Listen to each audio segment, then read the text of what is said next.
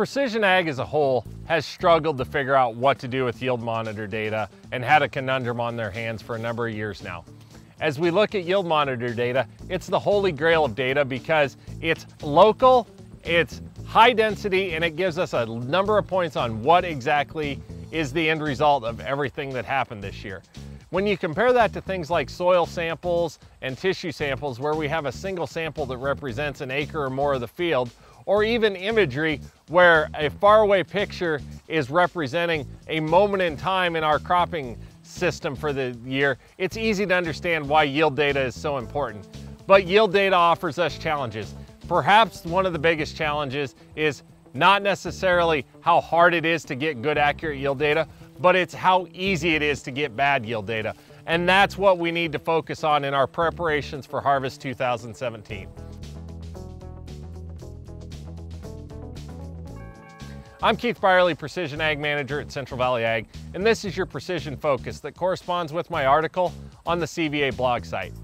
To think that in the next 2 minutes I could educate all of you on the specifics on how to run your yield monitor is being ridiculous. But what I can talk about is the high points that apply to all of you no matter what kind of yield monitor that you're using today.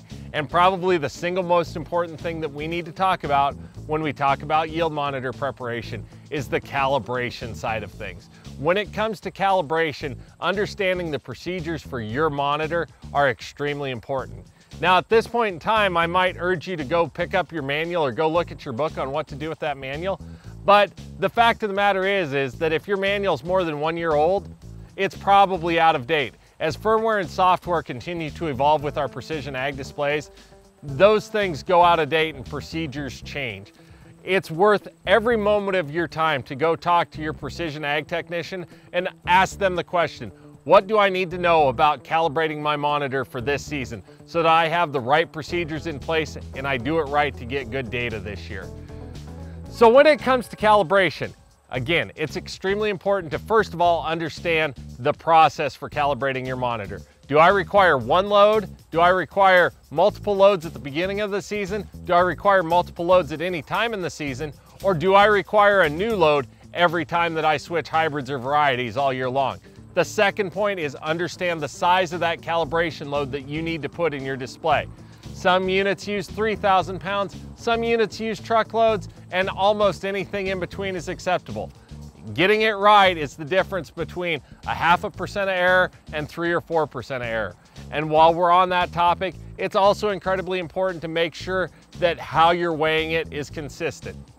If you're using a grain cart or a weigh wagon out there in your field, make sure that it's parked level. Make sure that we're doing the best job we can to putting that grain in the center of the wagon, and make sure that that scale has been checked this year for accuracy. So, as we wrap all of this up and talk about where this puts us at the end of the season, we only have one opportunity to acquire this yield data. Whether you're a person right now involved in variable rate seeding or variable rate nitrogen, using this data every year to update and determine what your management decisions are, or whether that phase of your operation is 3 or 5 years off, I'm confident today in saying that today's data, this year's data, will matter on your operation somewhere in the near future. Without another opportunity to go back and collect this data, it's extremely important that we get it right the first time. So I want you to talk to your precision ag technician and understand the procedures for your monitor. And I want you to take the time to make sure that we get it right the first time so that we never wonder what could have been from the Harvest of 2017's data.